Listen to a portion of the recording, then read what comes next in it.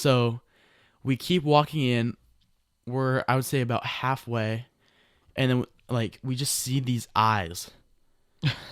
And so we look, we get closer, we shine our lights. It's a skunk, Okay. and then it runs back. It just like keeps running. So then we're like, okay, let's just keep going. So we're on skateboards actually, and we're like paddling on the ground, so that we're not like bending over and stuff. And like, so we're paddling, and then we keep going, and then we see another set of eyes. Oh. What's up, guys? Welcome back to the Loose Ends podcast. Today we will be expanding on Super Bowl predictions and all that kind of stuff. Yes, sir. How's your week been, Jack? Terrific. Am I lying? Probably. But I'm just happy that the audio sounds like a lot better this time. Yeah, last week, you always gotta just rip the Band-Aid off. Right. Start. True. Very true.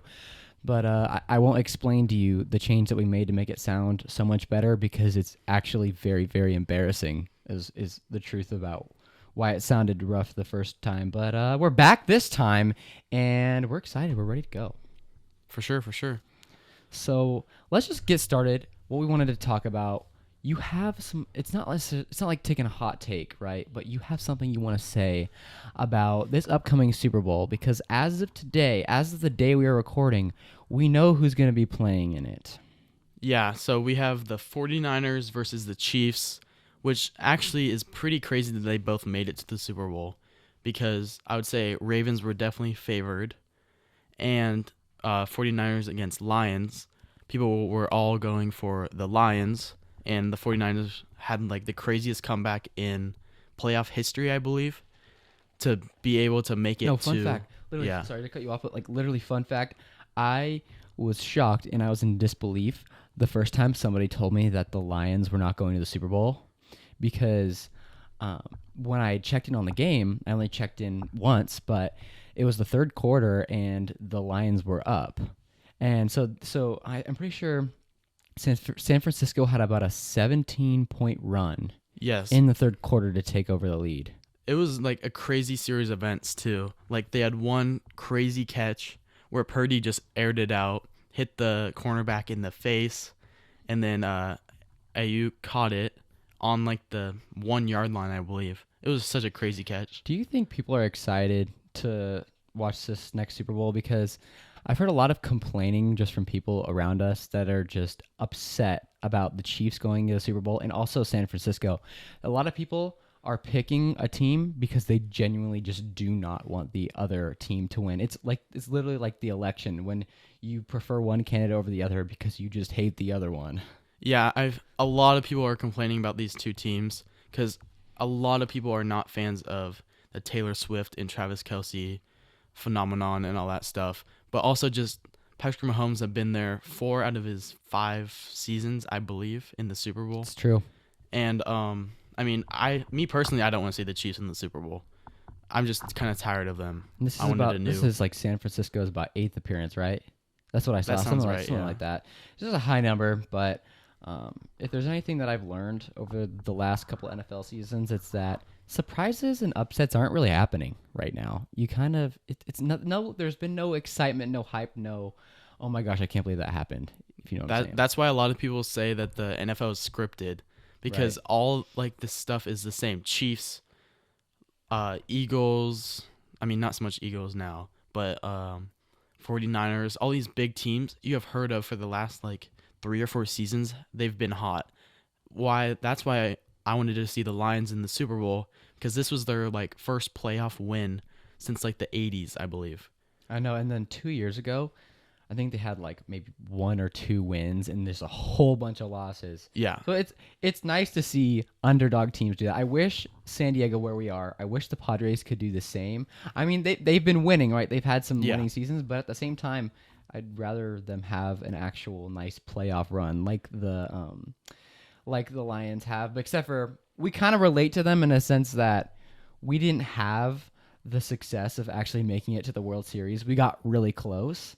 But it's just kind of like the Lions. We get super, super close, and we just it didn't work out after a ton of losing seasons. There was some hope there, and then it just didn't work out. Yeah, that's why they call it the San Diego curse. I mean, we lost the Chargers. Yep. The Padres are just always not very good. I mean, who we got? We got the goals for hockey. They're Oh usually yeah, not good. goals. I don't even think they're in the. I don't think they're in the Premier Hockey League. I think they're like the minor league or something. Yeah, they're But in they one of the still minor leagues. suck. We lost the Clippers about 40 years ago now, so we haven't had an NBA team. Now we are one city, one team. That was the motto right after the Chargers left. Was one city, one team, and there were SDSU putting billboards everywhere. SDCU is putting that up. Yeah, they were putting up one city, one team. Pretty good strategy. I mean, everybody's really, really upset about the Chargers leaving. Yeah, I mean, it's bittersweet because I mean everyone wants a team, even though they were not doing too hot. But I mean, a team's a team. You can't really complain. But now, are they better off in LA? Probably not. No. I mean, their season was terrible this year, but they fired their head coach, and they're getting Jim Harbaugh, which just won Michigan's what was it? Their first like national title in a while. But Yeah, I understand. But so there's something I really want to talk about today. yeah, We talked about football. We love it. However, I'm having a growing. I'm football's growing on me because of you. But President Donald Trump was just sued and lost his lawsuit by E. Jean Carroll, who argued sexual assault and defamation going back to the mid 90s. Guess what? Okay, this is the settlement.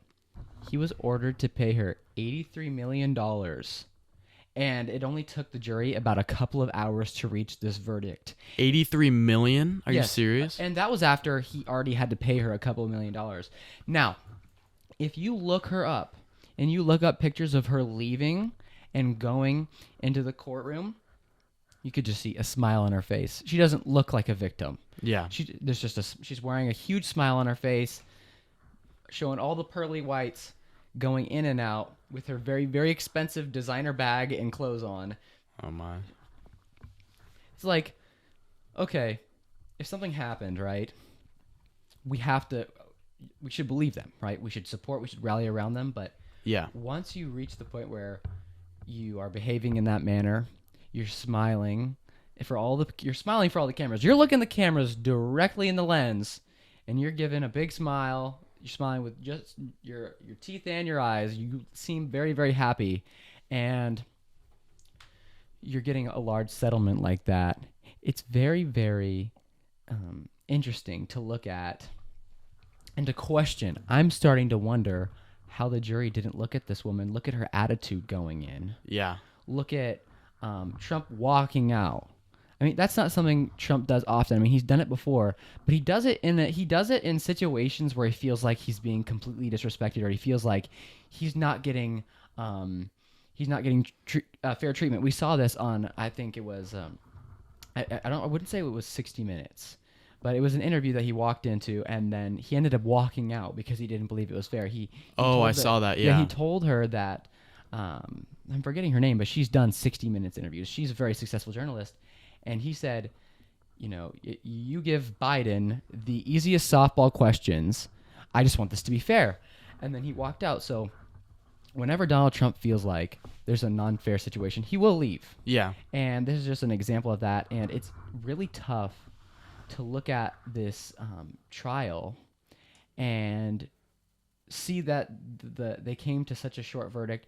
It seems like, do you think that the decision was already premeditated? Everybody already knew what they were going to decide on, and that the jury was already biased against Trump? Yeah, I mean, that's how a lot of that kind of works out. A lot of the Democratic views are like just throwing all this stuff against all these like Republican people and all that kind of stuff. And I mean, Biden, like you said, throwing him softball questions. There's so many like easy questions. Like they even asked him, I saw one place, it was like, what's your favorite ice cream? It took him a few seconds to say what his like favorite was. I just don't understand how like that works, you know what I mean? You listen to the journalists, and they ask him, they're like, hey, what flavor ice cream is that? And he goes, chocolate chip. And they go, yeah, looks good job, buddy. You did it. Gosh. Yeah. So this is going to be the very first election that you get to vote in. Indeed. I will be 18. So I can imagine you've already made up your mind But you're going to be voting for? It's Donald Trump. Oh, I was gonna say Biden. No, I'm just playing. Of course. Get out. Actually, could you move your face closer to the mic? Okay, cool. Yeah.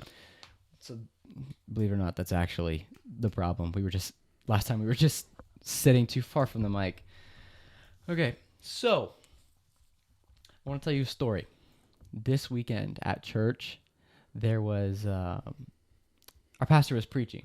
We have a very famous, very successful, amazing pastor, and we were on a series talking about stewardship. So this is like you should be donating, you should be tithing, you should be a generous giver. He was in the middle of that message. He motivated one lady so much that she had an offering and she walked up to the pulpit in the middle of service.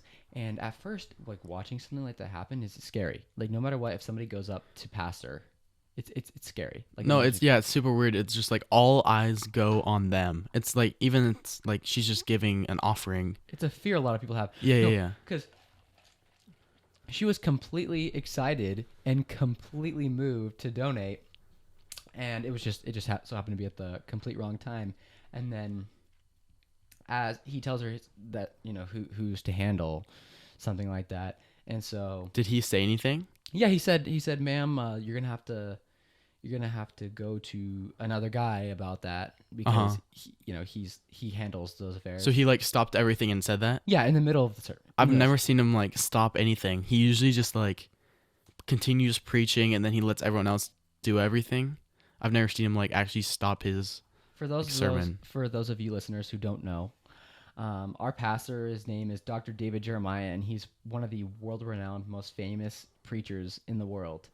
And in the middle of the service, a lady walked up and had an offering, and that was one of the most packed services I've ever been in, and everybody's eyes were on her. So yeah, you're right. It's almost a phobia. Don't you think it's almost like a phobia that people have? Yeah, for sure. Is you do not want to be in that position. So when you saw somebody else doing that, you felt so much. You felt nervous for her.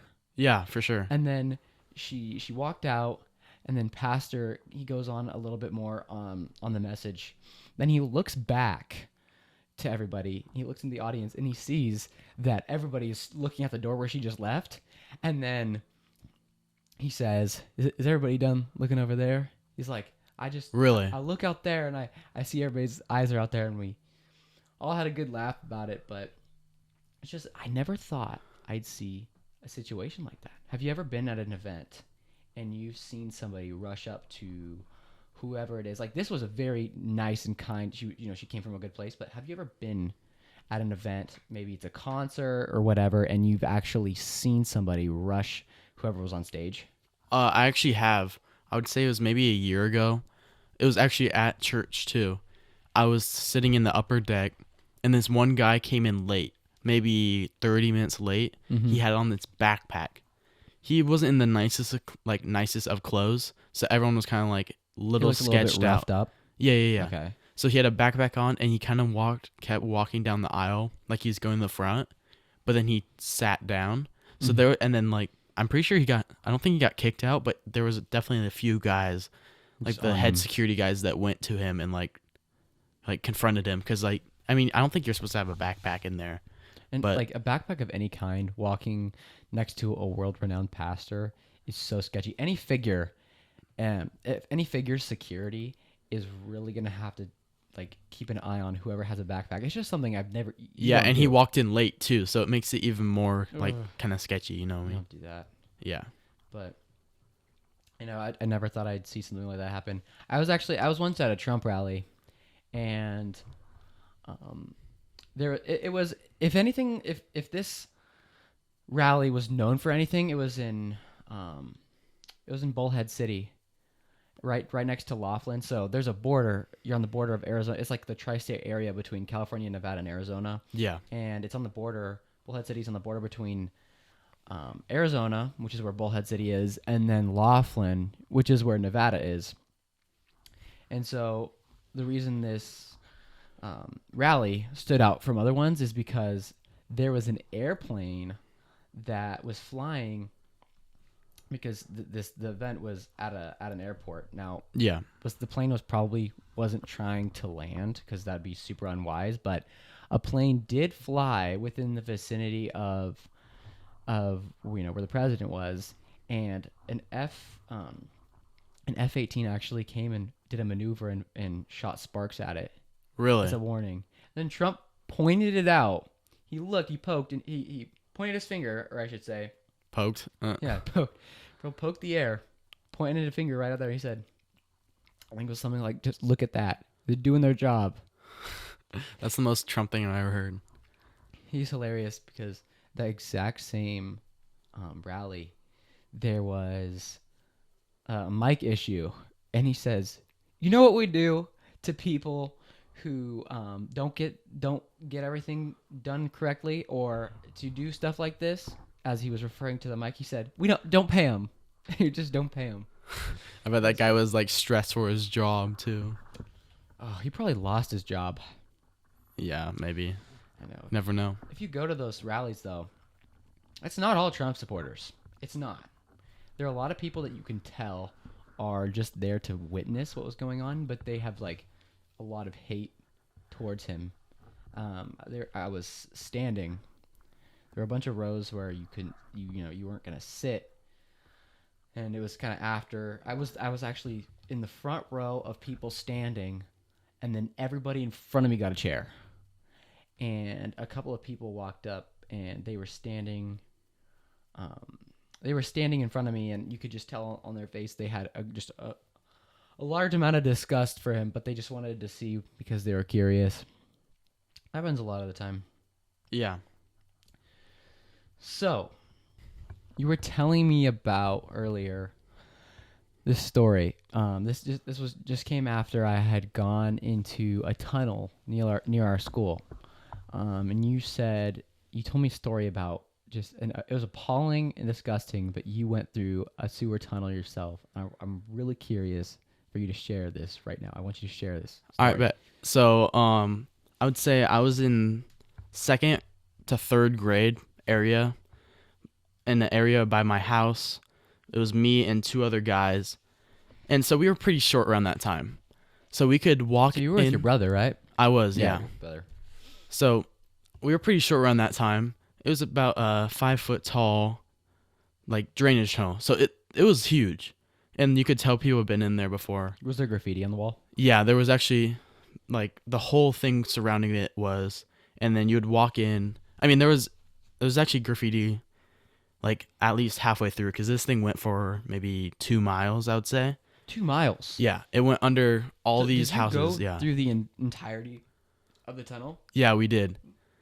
So So it started somewhere, right? So it started somewhere. Did you pop out on the other side? yeah, so Oh, wow. we started in this one area. It was a little past my house, and then we walked all the way through, and we kept walking, and then it ended in this random, like, green space area behind, like, neighbors, like, miles and miles away. And then actually, like, funny story too is we walked all the way through. This is a whole different time. We've went through this like 3 times. Is it still able? Are you still able to go through it? Yeah, Oh wow. for sure. But so we get out of this thing, and all these dogs start barking at us because we're just kind of in their neighborhood, Oh yeah. but also in like the green space behind their house. And this one old guy comes out, and he's like, "You guys cannot be there. This is trespassing. All this stuff." And he's like yelling at us, "Where do you live? I need all your names." All this stuff. He's like, "It's so dangerous down there. I know people that die," which no one would have died in there. Yeah. And he's like, "In World War II, there was gases that, like, and all this like random." He's just making up all this stuff to make us feel like scared and like he tried bad. to scare you with Nazi Germany. Yeah, I don't understand why he like said something about World War II. I had like a GoPro on, so I actually got it all on video too. Oh, you still have it? I don't know if I do, Oh. but I think it was on my old it's computer gold. that got corroded. I was actually so mad about it. But Yeah. this guy, and then we're like, okay, sorry, and then we ended up just like no, we didn't get in trouble or anything. We just Right. we walked out. I forgot. I think he was just like, "Well, don't do it again next time," and like saying all these like snarky things. So then we just walked around and we got out, and then I mean we laughed about it later. But No. actually, going back to my first story Right. Okay. was so we walk in, we like we're in like second and third grade, which I said, and this wave of just like smell of skunk hit us. Ugh. It smelled so gross, but we're young, so Right. we're pretty immature and like all this stuff, and we're like, oh, let's keep going. So we keep walking in. We're I would say about halfway, and then like we just see these eyes. And so we look, we get closer, we shine our lights. It's a skunk, Okay. and then it runs back. It just like keeps running. So then we're like, okay, let's just keep going. So we're on skateboards actually, and we're like paddling on the ground, so that we're not like bending over and stuff. And like, so we're paddling, and then we keep going, and then we see another set of eyes. Oh. But the thing was, they were maybe 3 inches off the ground, and then all of a sudden we're shining our light because you can't see the actual figure of it, Right. but you can see the reflection from the flashlight on the eyes. So we shine it, we look and we see, and then all of a sudden those eyes go from 3 inches to like 3 feet, and we were so scared. And 3 inches to 3 feet of. so like it was like we still don't know what it was, but it was either like a coyote or mountain lion or dog. I don't know. Dude, So it you're was like lucky it was it wasn't a laying mountain down, lion, but it if it was. stood up. Oh. Yeah. So then we all saw that and we turned so fast. So me and my brother picked up our skateboards and ran.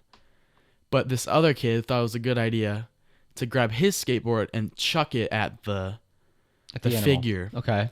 And he ran too. And to this day we went back there and we still don't have the skateboard. So We lost the something or skateboard. someone stole the skateboard. It was probably somebody. So you went through and it smelled like skunk. Yeah. It's so weird nowadays that anywhere you go in San Diego County, this probably goes for the rest of San Diego or in Southern, this is the rest of California at least, I should say, sorry. And Southern California at least. If you smell skunk, I always try to discern. I play a little game. Is it skunk or weed? Because I can't even What? tell. I can't even tell. It's gotten so bad. Yeah. All Pacific Beach smells like skunk. Oh yeah. Every time I go to the beach, it's always so sad that when you just like smell it, you're like, it's hard to. Well, the Think about smell, those the people going smell through. lingers for a long time. Yeah. It's like anything you smoke, the smell will stain.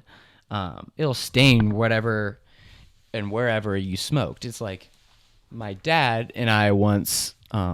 He wanted to get a car to commute to work, and we checked out this car. I think it was not new, so it was used. So we On this like guy owned Facebook it. Marketplace. And it's like you go in and I forgot whether or not we got it.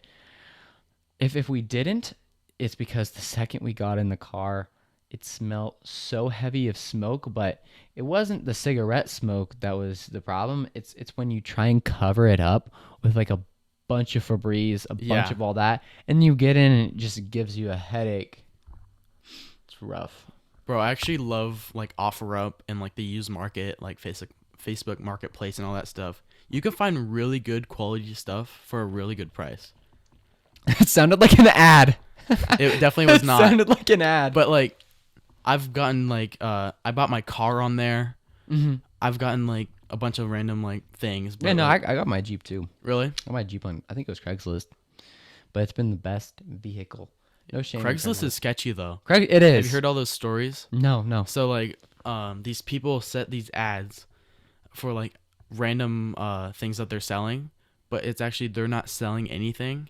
Like they- kidnapping. Yeah, it's like Oh, really? kidnapping and like other bad stuff. So it's actually super scary. That's why a lot of people don't use Craigslist anymore. So, is there like an admin team on Facebook Marketplace and all the other apps and websites that are able to look into it a little bit more, and like Craigslist doesn't have that, or what do you think's happening? That is a possibility. I don't really know, but it's also maybe just like everyone that was good went to those. I mean, that's Like not all the really decent good. people are selling off of these websites, Yes. and all of the bad people just end up on Craigslist. Yeah, all the creeps just go to Craigslist. It's so hard to find anything now on Craigslist because dealerships use Craigslist to advertise all their products. I hated when I was looking for my car and there was all these like good price ones, but it's like, oh, it's 10 grand per month. And like Yeah. it looks like it's selling this car for like 10 grand when it's like monthly. You It's gotta terrible. just try to click on for sale by owner. It's my tip Yeah. for Craigslist users in the world. Go click for sale by owner if you're going to use it so that you can filter out all that. So, but buying used thing I recommend. So, do you ever buy things on Craigslist Marketplace OfferUp and you fix it up and resell it? Like you got a niche for being able to do stuff like that? That's definitely a possibility like later in life and stuff, but I mean, I'm a kid, so I don't have that much like money laying around. But I have like bought quads, so I bought this one quad for $600, and I rode it like all the time. I put zero money into it. I mean, besides like registration, which is like $75. Mm-hmm. But I bought it for 600, and then kind of like recent times how prices have gone up in all these motor vehicles. So you resold it? I resold it and I got $1,800. So that's all So- your money. All my money. Oh my gosh. So Good for you. I like doubled, at way more than doubled. But like it just shows you how like it's easy. What you just gotta take really good photos, a good description.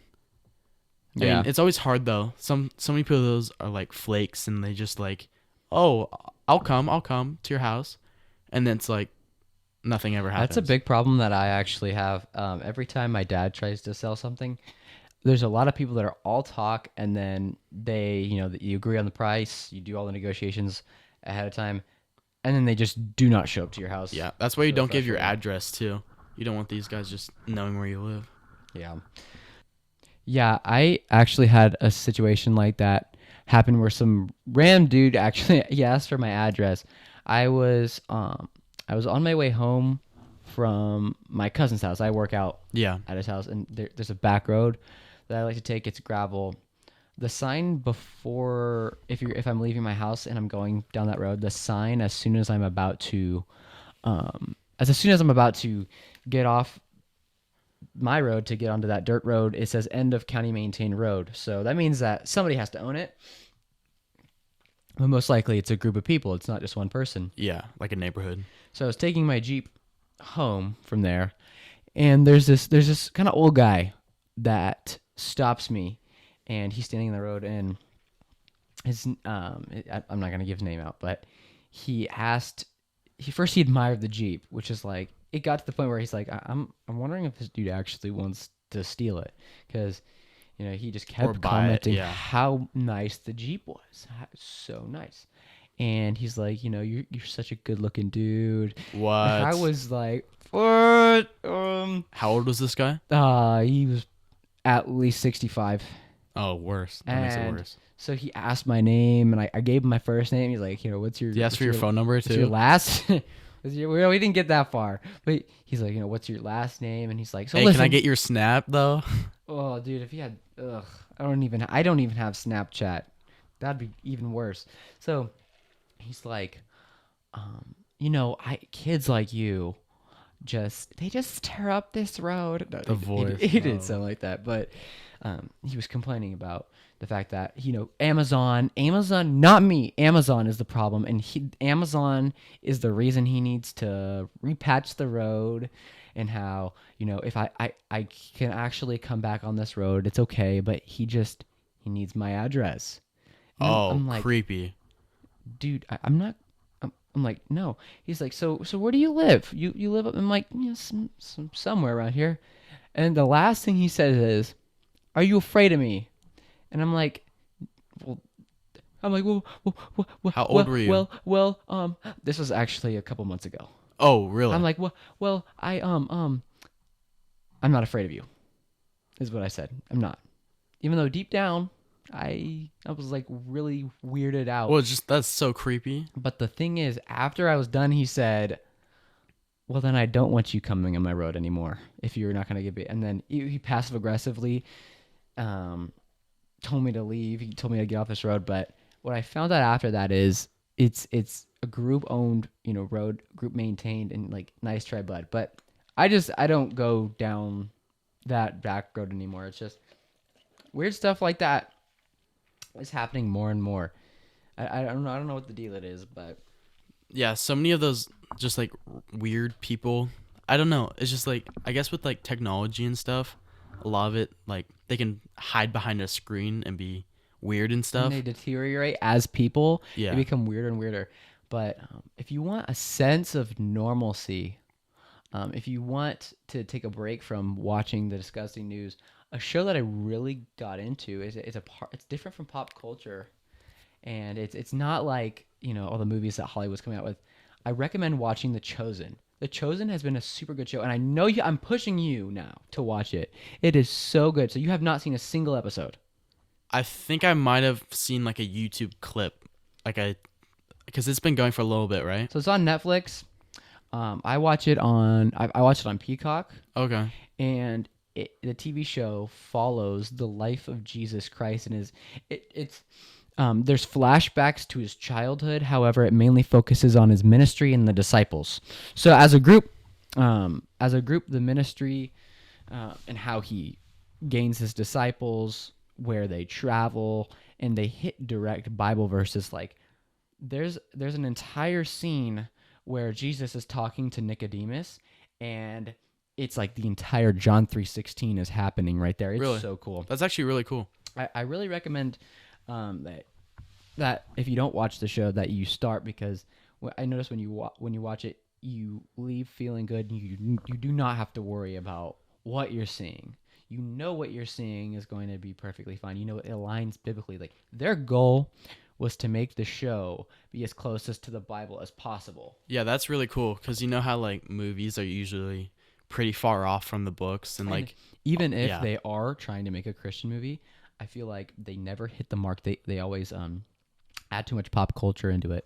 Yeah, Like, have you ever seen Evan Almighty? I have not. So or Bruce Almighty. So it's Steve Carell is in one, and then Jim Carrey's in the other, and it follows. And Bruce Almighty is Jim Carrey becomes God, and it's supposed to be the God of the Bible and whatnot. But Evan Almighty is relates to the flood. So Steve Carell gets elected to Congress, and he ends up living this nice lifestyle, gets a very, very nice house for his family, but God calls him to build an ark. So he has to build an ark, and God doesn't tell him why. And the movie is supposed to mimic the Bible and copy it, and it just ends up like. Is it making fun of it at all? No, it misses the point so many times. Yeah. It's not biblical, but it tries to. It tries. That's all I'm gonna say. Yeah. It doesn't hit the mark, but with The Chosen, it genuinely hits the mark. I think I've actually seen maybe one full episode. It was really good because like I'm pretty sure we read in Bible class the verses that was like being said in the clip, and then it went. Then we watched it, and it was like really close, like word for word what happened. And everybody's like accurate to what the people actually looked like back then. There's Matthew, the tax collector. It shows what community and what society was actually like back then. And if you watch the very, very first episode, there are already rumors about Jesus before he had his disciples.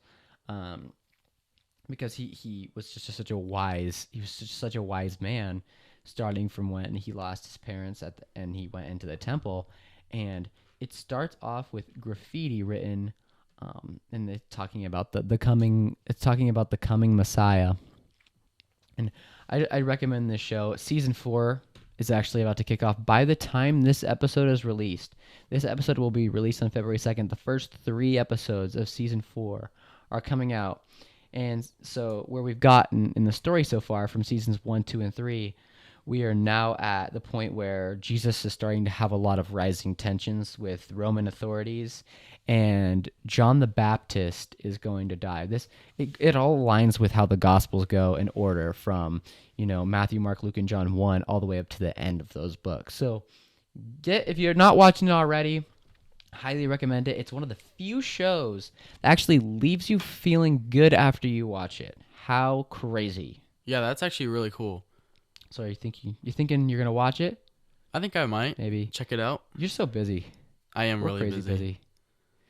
Yeah, but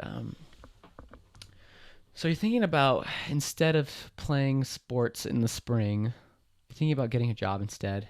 Am I? Have you ever thought about that? What do you do instead? Because we just had lunch with a friend, and he was just talking about how he'd rather, instead of playing sports, he was gonna play golf, but instead of doing that, he'd rather get a job. Well, that's you. Yeah, that was me. You're trying to say that's you. You're gonna play that's golf? me. I'm playing golf. You're playing golf. Yeah. We need a coach. No, we have a coach. We do who? It's one of our small group leaders is gonna do it. Oh my gosh, what's his name? David Rojas. Listen Shout to out. our podcast. Shout out. That's actually so cool. Golf is one of those sports where it's like you want to pick it up at some time because you need it for the rest of your life. It's like a negotiation. Like how you play golf is how you do business type beat. Yeah, I mean, I would way rather play sports in high school than get a job, just because, in my opinion, you can play. You can work your whole life, and Right. as a high school, you kind of just like, I feel like you deserve just to like play sports and like kind of chill, because I mean, you have your whole life in front of you where you're gonna be working a 9 to 5 job, day in and day out, and it's just gonna. I mean, you'll never be able to go back to high school and play sports again. Yeah, you know you're what I mean? so right. Make it sound kind of depressing, but you are like the example of high school sports, because there's only one QB1, and that's you. So it's like you are the example of, like, you need to enjoy high school sports now before it go away, because you know what? Truth be told, most people don't go D1. Oh yeah, for sure. And if anything, it's a lifestyle. It takes up every day. It takes up like 12 hours plus of your day, and then you gotta go to school at the same time on top of it. So I really appreciate that you've been able to actually find the fact that you need to enjoy things like these and not just see everything as a job. I struggle with that. Yeah, I mean, it's really hard because you just gotta find your priorities. Because I mean, during football season, football has to be my like number one priority. Which I mean, it's not good to have that as my number one priority. But I mean, I wake up, I go to school, and then I have a 3-hour practice every single day, except for Sundays. Because even Saturdays we have like a film session of what we did wrong, what we did right, all this stuff, talking about the other school that we're going to be playing. I mean, it's just like you have to eat, sleep football. Dude, you're so busy during football seasons. Are you like, do you feel like an expert amount of tired, like an extreme amount of tired? I mean, it took about 2-3 weeks after the season to fully like get like 100% again, because actually I got knocked out from the season, Right. like our second to last game, with a concussion and stuff. So it took me even longer to get like 100%. But I mean, even now we've already started morning workouts. Ooh. So Yeah, right. I'm up You every did that. morning at 5. Get to school at 6, and then we work out for an hour ish. You got that true Sigma grind set. You know what I'm saying?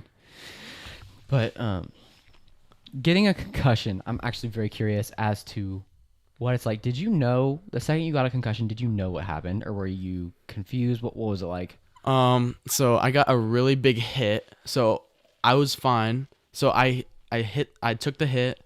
I was on the ground. I stood up really quickly, and all of our coaches saw me stand up really quickly. So they told me to go down, because it like knocked the wind out of me.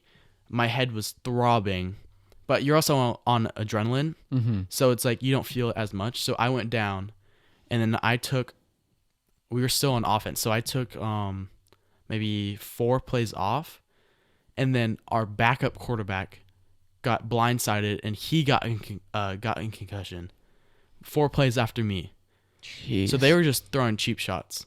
But So then I was on the sideline. I was taking a knee because I was just trying to catch my breath. Mm-hmm. And I saw that we had no one in there. So I didn't even talk to our trainer, our coaches, anything. I just walked on the field, and that play actually, I got my first rushing touchdown that whole season with a concussion. Yeah, that's crazy. I got my parents were not very happy about how I went back in. What's it like though, living with a concussion? Because you get your head hit once, and that's kind of God's way of saying, okay, you need to stop. That's God's almost like free pass. It's not really a hall pass because you still get your concussion, but at least you get to kind of relax from school and stuff. Is that what you mean? At least you get to recover most of the time. At least you get to take that as your warning and then avoid it happening again. Yeah. So what happens is once you already have a concussion and then you hit your head again, then you're in trouble. Yeah, that's why I'm so glad I didn't get hit on the time I went back in. Because something could seriously go wrong. You could seriously damage something, and all of a sudden after that you have issues that you can't get rid of for the rest of your life. Yeah. Well, going back on, you said what is it like? So it's you just I had a really bad headache, and I got whiplash from it. So I had tons of neck pain and back pain.